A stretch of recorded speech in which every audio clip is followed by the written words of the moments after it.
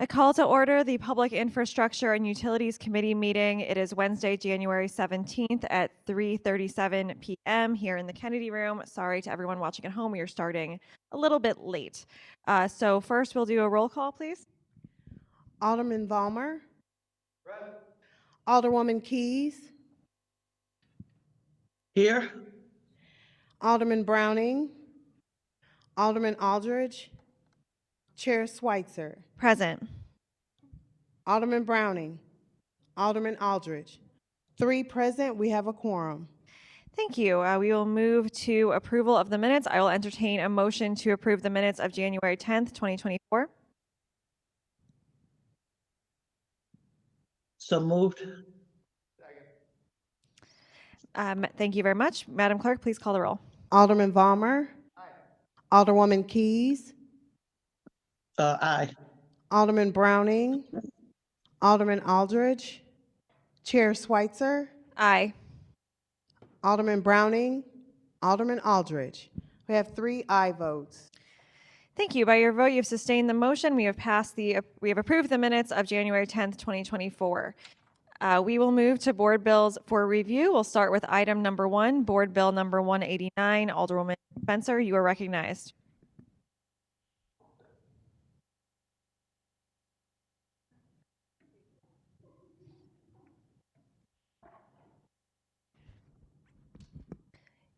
Madam Chair, members of the Transportation or the Streets Committee and Infrastructure, Public Utilities. Board Bill 189 is a board bill that would put forward 10 speed humps in the 8th Ward. You may remember I did a big speed hump bill earlier this year that was primarily funded by the Soulard Neighborhood District. This one is not. This one is funded with Ward Capital. So these are just requests from neighbors. We've had some really serious incidents, and I believe this will help the neighborhood. Thank you, Alderwoman. We'll ask for questions from members of the committee. Alderman Vollmer. No questions. Okay. Alderwoman Keys. No, I have no questions. Thank you. And these are all in Soulard as well? No. No. No, Lafayette, no, I see that. They're just in the 8th Ward. They're kind of throughout. So I just have been taking some requests and just pushing those requests through. Okay, sounds great. We don't have any other members here to ask questions. So with that, I don't think we have any commenters on this bill. No one from the public to speak or? No members of the public on this bill. Okay, wonderful. With that, I will enter, unless you would like to close. No, I think it's, yeah, like I said, this will help some speed in some of our neighborhood streets. Wonderful. Okay. With that, I will entertain a motion for a due pass recommendation board bill 1. Second. Any call for previous roll? Previous roll. Hearing no objection to previous roll, we have passed board bill number 189 out of committee with a due pass recommendation. Thank you, Alderwoman. Alderman Cohn asked to have his bill heard next week instead. So if that could be put on next week's agenda, board bill 191. And we will move. We have a few bills from Alderman Boyd, if you would like to be recognized, on board bill number 193. Thank you, Madam Chair and committee, for hearing my bill. Ms. Clerk, would you please read the introduction to that? Because I feel like Joe Fakor. Board Bill number 193, introduced by Alderwoman Pamela Boyd. An ordinance directing the Director of Streets pursuant to ordinance number 70333 as amended by ordinance number 71394 to install speed humps to calm the flow of traffic on the 5700 and 5800 blocks of Woodland Avenue.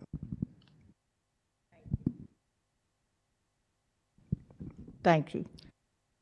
This street is really a little quiet street, and so since we have cut off some entrances to other streets, they're starting to use this street as a speedway, and we have a lot of seniors on this street, and so it's a safety issue. We've had a couple of people's property that has been damaged, and then we had somebody that almost got hit.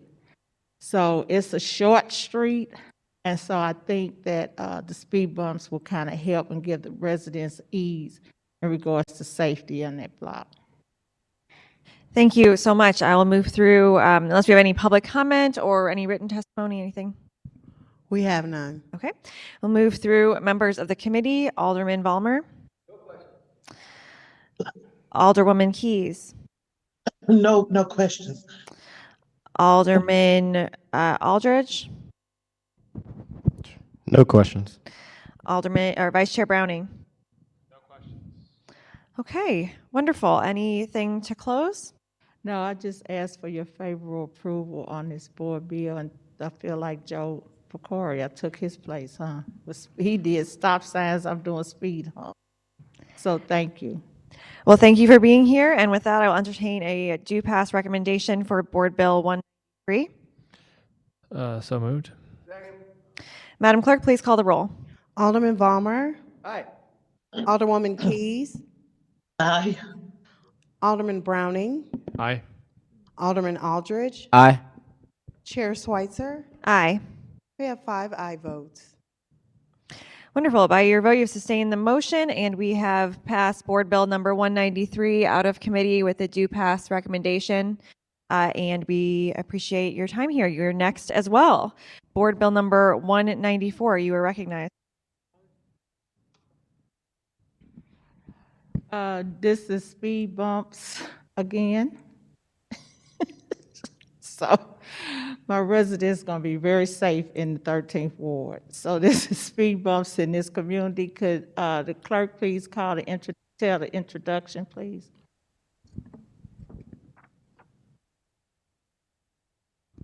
Board Bill number 194, introduced by Alderwoman Pamela Boyd. An ordinance directing the Director of Streets pursuant to ordinance number 70333, as amended by ordinance number 71394, to install speed humps to calm the flow of traffic at various locations on Gladys Avenue between the intersections of Gladys Avenue and Goodfellow Boulevard and Gladys Avenue and Riverview Boulevard. Thank you so much.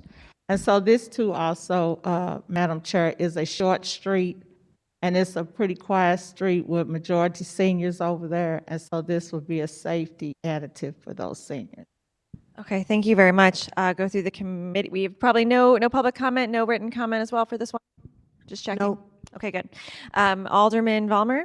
No questions. Alderwoman Keys. Aye. We're just on questions, but your support is noted. Any questions, Alderwoman Keys? No questions. Thank you. Okay, wonderful.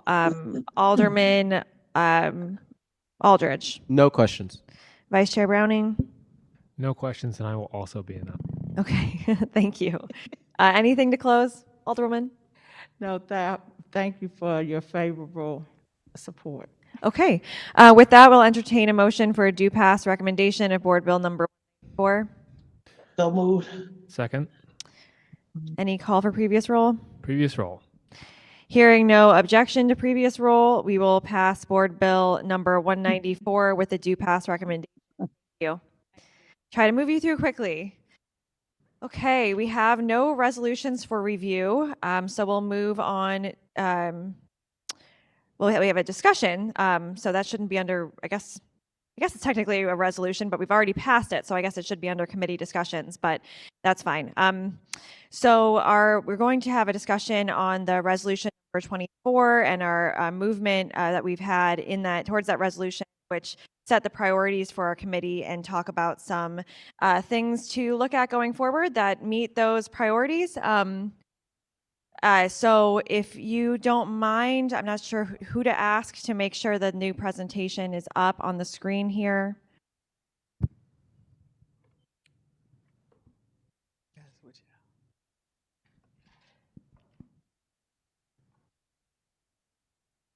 Thank you, STL TV, for handling our tech today.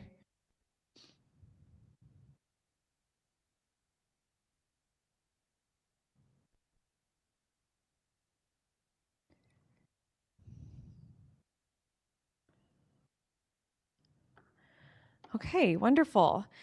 So first of all, thanks to my wonderful assistant, Christian Bishop, for doing so much work to put this presentation together, and for everyone who provided input. To begin, In May of 2023, we passed a resolution in our committee outlining priorities for the legislative session. And to close that resolution, we resolved several things. And we have highlighted and bolded here some of the things that we wanted to focus our work on: improving city services, empowering city departments, creating more equitable and efficient standards, allowing constituent feedback regarding ward capital, and redesigning our safety. We did not have anything in here about forwarding our sustainability and environmental goals, but we did mention it earlier in the resolution to work on those things. So I do think that perhaps in our next session, when we redo this resolution, we can think about having that in the resolution piece of the resolution, if you will. So thinking about what has happened so far in our committee, a lot of different legislation has passed through. You'll note in here that it's noted 261 speed humps have come through our committee. So that is a big part, I think, of our work to redesign our streets for safety. When we think about some of the other bills that we've passed with the water rate increase, the city departments, the water division had been asking for that for years, close to a decade now, of needing to have more funds to meet the demands of the department. So I think that's one way that our committee has empowered city departments. We did, while it's still not clear how that will move with ward capital and the reallocation of the ward capital from 28 wards to 14, since now it's on the informal calendar. We did do our part to move it through the committee to keep the ward capital moving, and in hearing folks talk about it when we've had ward capital discussions. I think there's constituent feedback regarding ward capital, and then also efficient and equitable use of capital should probably be something we are prioritizing as well. We've received a presentation from MoDOT regarding their 5-year plan. We have many streets in the city of St. Louis, or several streets rather, is probably a better way of saying it, that are managed by MoDOT, and they do have funding now for more safety measures. So learning from them and how they are moving through with their transportation improvement plan, which they call the TIP, as well as their plans to incorporate the design standards that do have to do with safety. That was an informative presentation that I thought I learned at least a lot from. We also received a presentation on flood mitigation and water reclamation from Mayor Kavanaugh of Dubuque, Iowa, in partnership with the Missouri River Cities and Towns Initiative to think about infrastructure. And we mentioned earlier in our resolution, while it's not in the therefore be resolved section, we did talk about handling severe weather events like flooding and working towards sustainability goals. So I think that was a great presentation to look at what the city could be doing differently. When in talking about this presentation with the mayor's office and with the administration, people who run the day-to-day of the departments, their priorities are really set right now to deal with the increased number of Citizen Service Bureau requests and responding to emergencies.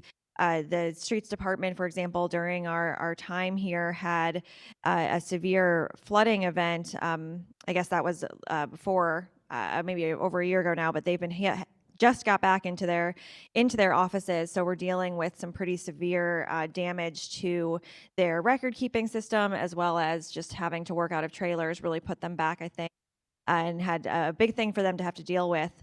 We also, of course, coming out of a pandemic and dealing with the issues that caused all over the city and all over the world with staffing shortages.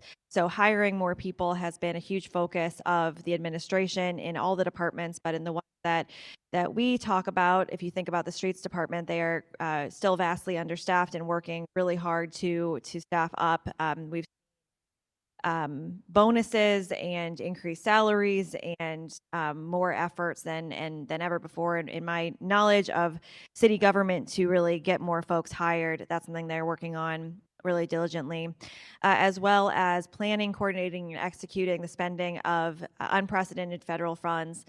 While it's only a good thing to have more and more money in the city coffers to do the work, it doesn't magically mean that the city has the necessary staff to carry out everything that they were doing before and everything that they're doing with these federal funds. So, when we think about our role in what departments are doing here at the Board of Aldermen, from the policy side of this work, we might be talking about some of the things that they're dealing with, kind of in advance of when they really begin the work. I mean, I know work that we did to increase the salaries by putting higher salaries or at least approving the higher salaries that were in the budget helped to further hire staff and to make sure they were able to spend the ARPA funds. If we hadn't allocated those funds years ago, they wouldn't be working on those projects now. So that is sort of the timeline for how things work. Things move through the Board of Aldermen and then go through the departments if it's a policy thing that needs a board bill to move. So and also happening now, and I think we'll probably talk about this more later. It's there are ongoing discussions by the Charter Commission and transportation advocacy groups that have discussed charter changes that could affect departments under our purview. Things that about how our departments work together and what their responsibilities are set by charter in many cases. So we are dealing with that, and having a review of our charter is bringing some of those discussions to the forefront. Our committee conversation as well. So, in the session moving forward, when I've definitely, as the chair of this committee, become a complete nerd for some of these policies and the work that these departments do. And so there are some things that specifically seem to be called out either in our resolution, not necessarily by name in our resolution, but in what our goals are in the resolution that could really help to lead to some of these things that we set, whether it's the equitable and efficient city standards or empowering city departments, redesigning our streets for safety, the standards and the services that are offered, as well as the coordination of city services. Those things are laid out here in talking about paving plan, complete streets and Vision Zero, utility coordination, and potential charter changes that could be in front of us to consider in the future here. So at the advice of Alderman Vollmer, who has been, he might not think of it this way, but he's definitely been a mentor to me in my time at the board, and always great to talk to about how to run meetings in an effective, efficient way. So I appreciate your feedback. Really pared down a lot of what I wanted to talk about today to focus on some of those things for moving forward and get some of your feedback and not hopefully go too in the weeds or too far off the ledge here to keep the focus pretty sharp here. So in thinking about one of these topics, Complete Streets and Vision Zero, for those of you who have been following along, there was a Complete Streets policy that was passed in St. Louis almost a decade ago now that says that the city should be creating or should be considering how to create safe, accessible, multimodal transportation systems for all road users. The word there is should, not shall, which is why that is has the asterisks on it. That is something that, there is a committee that meets this every so often to discuss, made up of numerous members of the leadership and the administration that deal with these things, as well as the Vision Zero policy, which I know all of us have received a copy of that resolution. If we were on this committee, it's been handed to us physically, and we've gotten it in our inboxes. But the goal of that is to work urgently to eliminate all traffic fatalities, the zero of Vision Zero, meaning that no one is dying in traffic fatalities. So, I think it's important to note that it's important to make the city to make our streets safer for all road users, no matter what. But this extent to which the city meets these goals will affect the city's ability to access some federal funding. For example, some Inflation Reduction Act funding and some of the traffic funding available from the federal government is only available to cities with the Vision Zero Outlook Resolution Plan. So that's something that is dependent on how much money we can get. While I do want to talk to you more about all of this, we could spend the meeting just on this topic. So I wanted to move to talking about this idea of a paving plan. In order to even think about our Complete Streets work that has happened so far and could happen in the future, it does make sense for the city to know which streets that we'll be working on when, so that this collaboration can happen.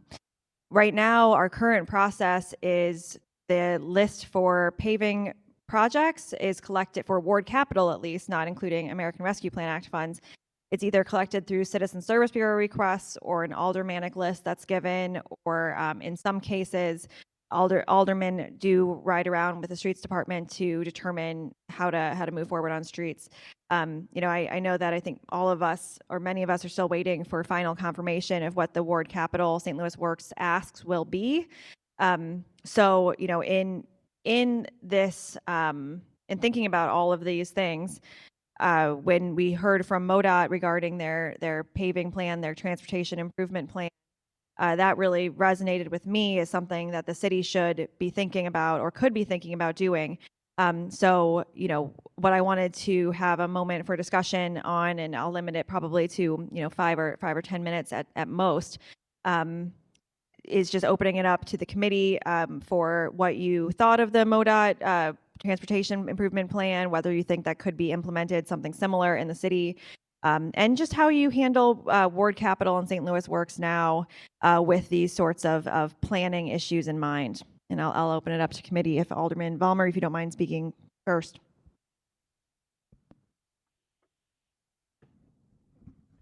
Well, as far as having been down there quite some time and letting aldermen decide which streets to be done, while it sometimes is politically advantageous to an alderman, it's not usually the best thing for the city sometimes. And I think it goes back to, and there was a time when I first got down here when they would come to me with a list of all the things that they wanted to do, and they would ask me if I wanted to do it, which has changed to the point of, what do you want to do? Which I think is the wrong way. We need a stronger administrative force in the street department to actually come to us with saying, these are the major arteries. We haven't paved these in 10 years. Look at this, look at this. There's nothing ever done in a manner where it is saying that this street has not been paved for 10 years. This street has been paved 3 years ago. There's no record or anything going that, which technology today should be much easier for that to be done. So, and I know that they've had their problems with the building and things over there at the water, but there should be a way to go in and successfully go through Kings Highway, the most traveled artery in the city of St. Louis, north to south, is in terrible shape. We have the money to do it. We just don't have the crews or the design to do it, I guess, is the problem. So, when they're talking about, I know we have the ARPA money sitting there. We have our Ward Capital. We have all this, even floating around to something with the RAMS money. We have $250 million. It basically is $280 million right now. I believe that money's making $800,000 a month in interest. So you take, anything we want to done, we have all the money in the world to do it. Hopefully the governor's signing into law August 28th, where we can hire outside the city, is working. I haven't seen any personnel stats on how many more people are actually applying to the city. I know that the 911 office has actually gained staff, and I'm hoping that the paving crews and the street department, as well as can gain from that, because I think at one time we might have had 5 or 6 paving crews. I think we might have 1.5 or 2 right now. So yeah, but administratively, I believe that we need to get these streets in the hands of the experts to tell the alderman what needs to be done, especially now that there's less aldermen with larger areas where they might not be privy to everything in their ward. When the wards were smaller, it was a little easier sometimes. So, I've actually sent my LA out. I said, and there's an old trick that Tommy Guerin, God rest his soul, when I first got down here, he said, put somebody in the seat next to you with a cup that is this full and drive the speed limit. If it spills, make a note. And that's of course, and little things like that. I mean, yeah, and listening to your constituents. So that's how the street department actually used to determine if they need to pave a street. The one guy would sit there and drive, and if you're going up and down like that, so yeah, those are things that need to be back. They used to have the staff. They would come to me and say, "This has to be done. This has to be done. You have no choice to do this." That's not being done now, and that's what we need to do. Thank you for that feedback. I know we're taking notes over here, and I think that that really comes back to the staffing issue too. Alderman Keys, do you have anything to add to this part? I think that Alderman Vollmer covered it very effectively. It's great to see a pro lay it all out so clearly. Thank you. Alderman Aldridge? Thank you, Madam Chair, and echo the sentiment. Alderwoman Keys, I think she say pro, I say elder. That's not in a flamingo shirt today. I think covered it very well underneath the shirt. Okay, some things don't change. Covered it well. I would, I just echo. I do think, coming into the board as a new member, one of the things that we got from the streets department was roads that I don't know if that was from previous Alder people or the streets department going out, but of the whole bigger ward, mentioning how some streets needed to get paved. I think my total came out to like 1.2 or 1.5 million. No, didn't even get that much in ward capital. Hopefully we figure out what's going on with the encumbered ward bill that we passed, which now is on the informal calendar, to maybe use some of that money to do some of that. But I agree with Alderman Vollmer. I think as the experts, it may be best for something like that to be taken out of our hands, especially when just in the short time in my area, constituents have reached out about paving or speed humps. And, we passed several bills here, but we know that it takes a while to go into effect, which sometimes residents may look at it as, oh, well, the alderman's not doing something. The reality is it's in the hands of BPS or construction and where that process is. And like Alderman Vollmer said, we're down staff, which I'm all for giving the experts some money. I think also what may need to be tied to that is if we give them all this money, what does that look like for hiring people to do the job? Because then now, as me and you sit on budget, Madam Chair, hopefully that money just wouldn't be sitting in a coffer where they can't spend it all because, just the lack of staff that they have. So not sure what the solution is, but, definitely not opposed to making sure that the experts who are actually have the degrees in infrastructure and planning, and hopefully some part of our time have the ability to have a staff to go out and look at these streets to evaluate what is best for the streets. While we may think it may be a speed hump, maybe it's a curve bump out, or maybe it's a roundabout. And, we don't know what that looks like until we talk to the experts and we have to file the legislation. So it takes even a little bit more time while we're trying to ensure that our pedestrians have just as much safety as road goers who ride and, well, not ride, but who drive their bike, but also, or drive their car, but also for people who ride their bike. So I think it's a large conversation, which would probably be good to have between personnel and between Director Bethany and Commissioner Wilson. And then I know there's another commissioner of streets. It's like Flake, two commissioners, of, what that looks like if we were to give our ward some percentage of our ward capital money to them. And for personnel, ultimately, what does that look like for hiring up enough staff to be able to do the actual jobs? Because we give them the money and then they still can't complete the jobs because they are understaffed. So, we think we fixed the problem and we're just continuing a cycle of antiquatedness, if that makes sense. Yeah, I appreciate that. I think, there's there's the plan for paving and then there's how it gets funded. And of course, you have to have both of those discussions simultaneously. And I think there'll probably be a variety of pieces of input for how the paying for it would go, but how we receive the requests, I think, to Alderman Vollmer's point, and to your point, how did this list come together? Where is it from? What is it? Which ones need to happen first? All of that piece of information would be helpful when you're making your decisions on how to spend board capital instead of just $1.2 million. Yes, no. Alderman or Vice Chair Browning, any thoughts on this piece? Yes, and I think I'll repeat, what Alderman Aldridge just said as a new alder. I noticed almost immediately the inefficiencies of this system. I can really resonate with almost everything that some of our longer serving alders have experienced, and they have seen things change over time, and I think change for the worse.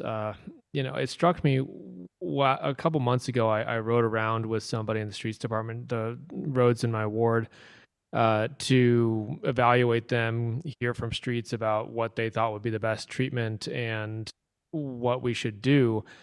And I was surprised because this employee was very knowledgeable about the streets in my ward. It wasn't like he was witnessing them for the first time. In fact, I would have a question and say, "Oh, I know exactly what's going on there." So it seems like they have the information and the expertise to create a paving plan, but for whatever reason, it's not getting done. Maybe it's staffing, maybe it's something else, but their ability to do their job is compromised by that structure. I think they do an excellent job. Our departments do an excellent job with the resources they have. But we are hearing from our citizens and our residents more and more that traffic safety is a huge concern to them. We've talked about ward capital and how funding for our streets coming out of that fund leaves us unable to pave all of our roads that need it. That some wards started at a deficit, as in we had paving needs that were far greater than the amount of ward capital that we receive each year. And all we'll do is just fall farther and farther behind. Alders are not street experts, but when it's handed to us as to what to pave and what not to pave, we have to make decisions, and we can only make decisions based within our set of knowledge about our streets. The larger wards we have, and since the redistricting, some of us have very large wards. I'm specifically thinking of the northern wards. Those 11, 13, 12, 14 are all very large wards that have more streets than some of the other wards in the city. And yet they have to use the same amount of ward capital to pave those streets. That's inequitable. And if we're talking about trying to make our city serve people better, like let's talk about who is injured most by traffic violence. It is our Black and brown residents. So this is an absolute priority for our city if we want to talk about what we can do to help people in our city and create more equity in our city. I think our streets, as you know, as unsexy as it is to talk about infrastructure, it actually is a great way to make sure that we are enabling people to achieve outcomes that are better for them. And I suspect the answer to fixing this is in that category of empowering the departments, because roads aren't just paving. You know, from our sidewalks to traffic calming, things like speed humps, bump outs, bike lanes, other innovative efforts to promote mobility throughout our city. You know, that right now is spread across several different departments, and we don't have plans. It's mostly done at Alder request. So this really gets back to the word plan. And I think we need to take a close look at how our departments are structured and really figure out if we're enabling them to do their jobs the way I think that they want to do their jobs. I don't think anybody in our city is proud of the conditions of our streets right now. I don't think any of us are looking at our sidewalks and saying, yep, no room to improve there. There's certainly lots we can do, and I know that I think it's in everybody's interest to do that. So I really look forward to tackling this more, because I think this is not just a problem that's existed in the current day, but something that's been building up for a long time. And I am excited that this board has an eye to really fix that. Thank you for those comments. And yeah, I probably shouldn't just say paving plan, but really kind of full streets, or I guess that goes back to the complete streets plan, where you're considering the entirety of the street. So when the city is paving, what other road work is happening in order to make sure all users are able to use the road. So, you know, planning sidewalk work, planning traffic calming, all of those things could go along with what would be in the paving plan. But perhaps, you know, obviously that's kind of getting ahead of it in terms of what we're talking about now. I think we'll be diving into all of these topics separately. I just thought introducing them all would make sense for this discussion today.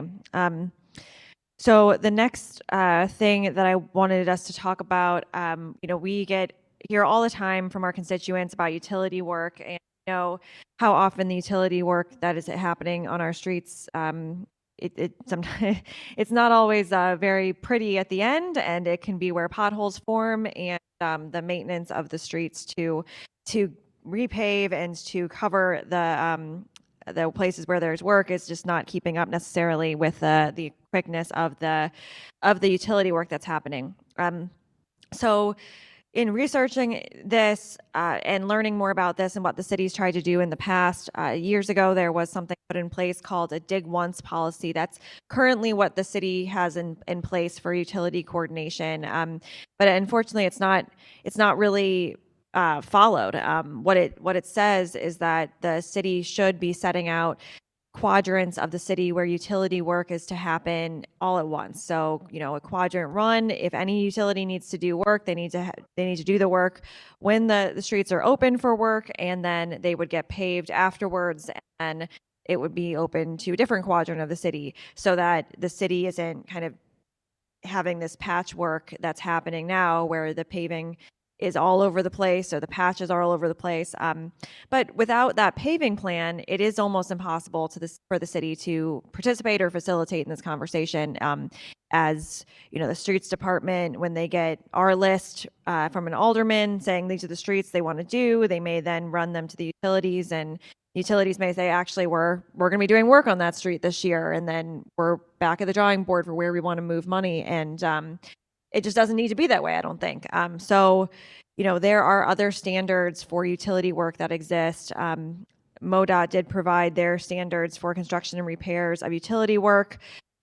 Those I will send to all of you so you have them as well. But it looks at different things. The city has that they have a permit for the utility work that takes place. There is a fee at some point the utility companies are paying to the city, but it's not at the time of permitting, and it's a little unclear, and I think there's a lot more to learn about how that fee is paid, when, to whom, what fund, all of that, just to get more information about how that all works. And but there are other places that have adopted MoDOT's policy, which calls for things as simple as using saws to cut into the road instead of jackhammers, so that the edges of utility work is a lot cleaner, making it less likely to have potholes, to if they're doing a certain amount of work along a certain amount of the roadway, then it's joint to joint repaving as opposed to just patching. And so this is something that utilities do in other cities and other municipalities that follow these standards, but they don't do here. And so that's because the city of St. Louis has a different set of standards. So I think there's a lot more information needed here, and I want to open it up to the committee to discuss anything that you know about the utility coordination, any experiences you've had, and what sort of information you feel like is missing from this conversation in order to better discuss this. Alderman Vollmer. Well, when it comes to utility work, we are an old city. They're redoing gas mains and gas lines probably for the last 7 or 8 years, I know, and they're still doing them. It's going to be quite a project. It definitely, we don't have the overall paving plan, and I think even if we did, with the age of our city, we're kind of hogtied as to that, because was it last year I had, just in my ward, almost 12 water main breaks, which caused brand new streets to be torn up that were paved, maybe a year before. We had Shaw Avenue, at Shaw and Mackland Avenue, that was closed for almost 8 months because the main is 108 years old and they had no parts to repair it. They actually had to manufacture something and wait for it to come in. So, and I'm dealing with it. Actually, I was reading emails, and there's in the southern part of my ward, there's Spire trucks that have been there probably for 3 weeks and be there for another 3 to 6 weeks. And people, they have their piles of gravel and they're doing their work. But it is just, we are going through a period of replacement and repair, and we're playing catch up. So right now, that's putting us as aldermen, as a city, behind in trying to keep our streets nice. It's a shame, but the little things you're talking about, saw cuts, would be nice. The fact that when they backfilled, if they would backfill properly, because sometimes they're in a hurry. But if you don't backfill something properly, you can do it, pave it, and then 6 to 8 months later, you'll see it fall in and crack. It's a matter of tamping, and there's all kinds of things that need to do. Sometimes, there's when they backfill, they're supposed to concrete and leave, I believe, if it's 2 or 3 inches of so that the city can come in and then blacktop over that, as opposed to pouring concrete to the level. Because when they come in with the grinders to redo the street, they don't those blades don't like the concrete as much as the blacktop. The blacktop's, it's two different things. But I see in a hurry again, they just do the job and they backfill level with concrete. So yeah, there's many things that aren't being done, and maybe that goes back again to lack of inspectors going around to be able to monitor the work. Maybe it's just lackadaisical. It goes into the administration of some of these utilities, the water department, and we don't have much control over Spire. Ameren doesn't seem to be a problem, but there are things. I have orange flags up and down Mackland Avenue, and no one at the street department can tell me what they're for. They're actually on people's lawns and on their private things. To my guessing, it's going to be some sort of cable redo with some structure, but I called that in because the neighbors called me when I came back from vacation. I haven't gotten an answer. No one can tell me the utility or the function of who's going to do that. So there seems to be some lack of communication there also. So maybe that's something within the street department that they can work on, getting better communication with these utilities.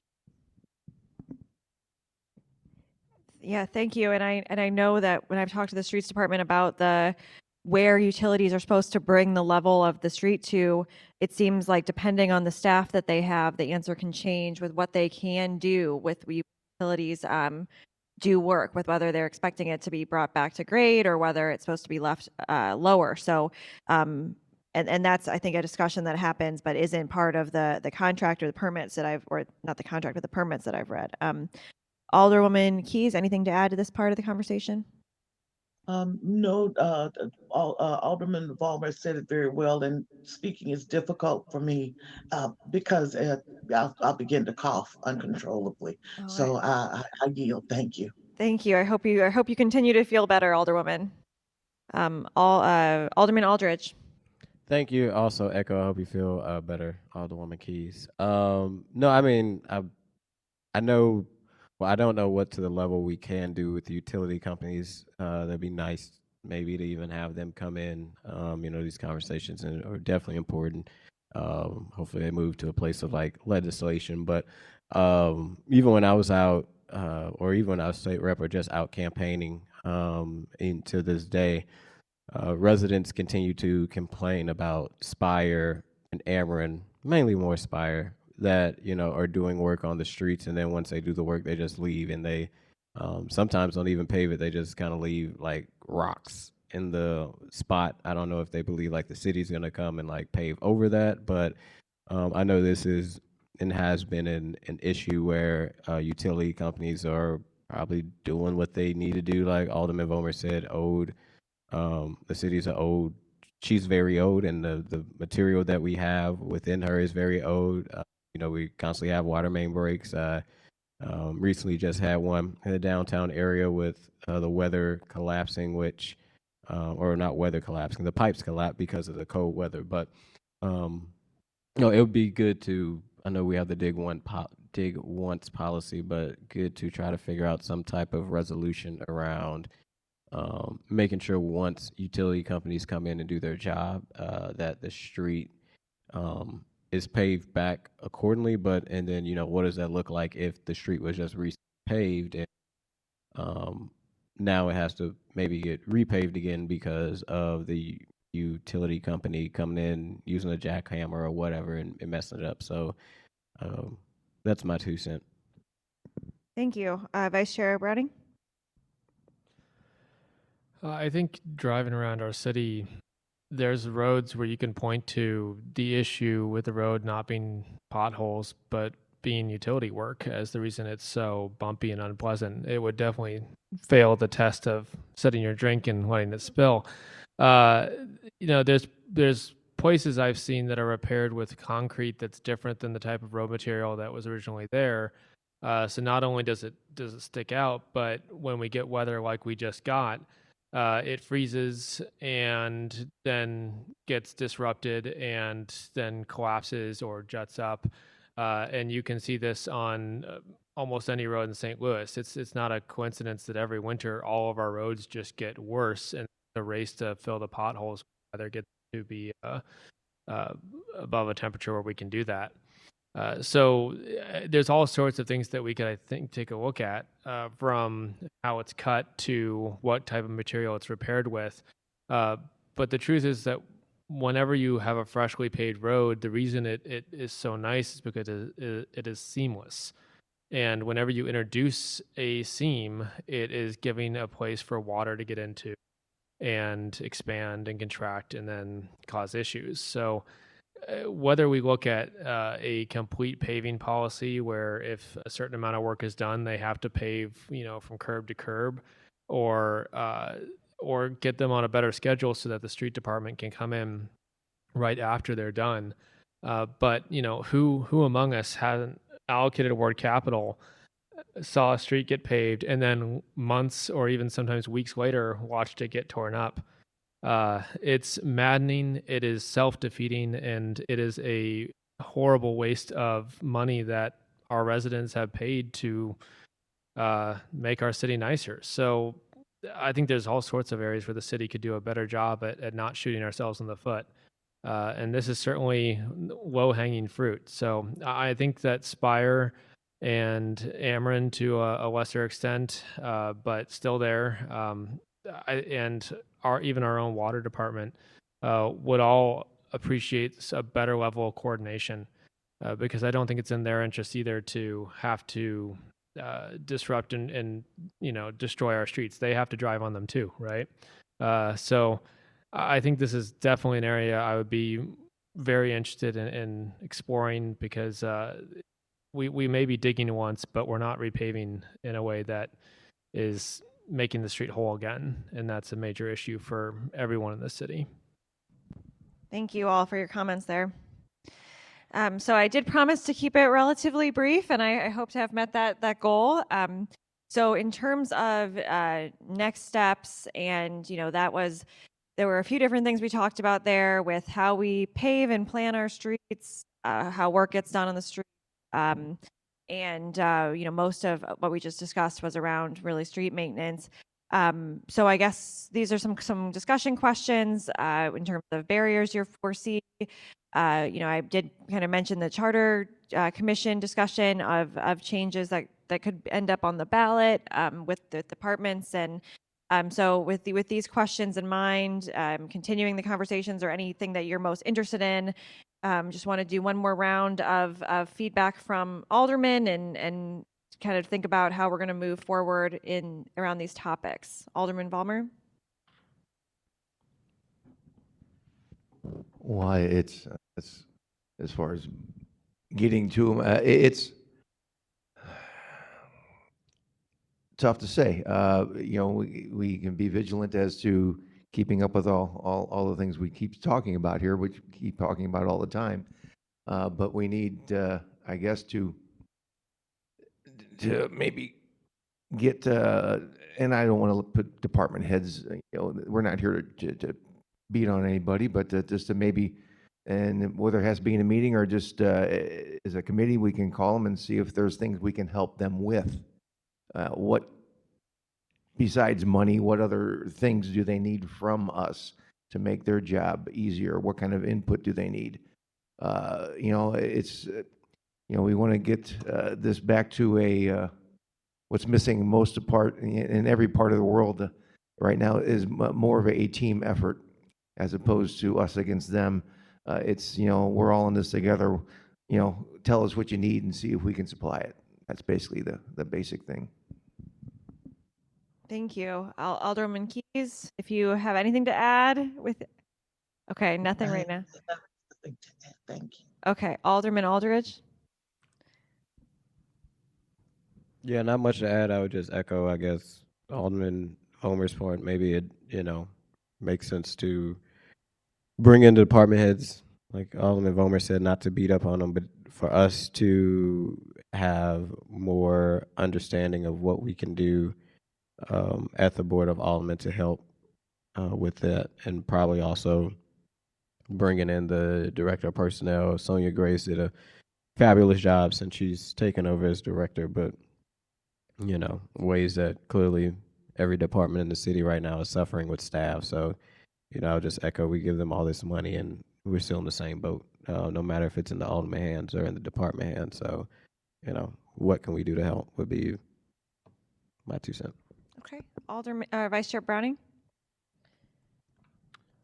I think with the smaller board and a smaller committee, our ability to focus on issues that have been long plaguing our city is we have a chance to really do something here that doesn't just affect our terms here, but really set up the city for success in the future.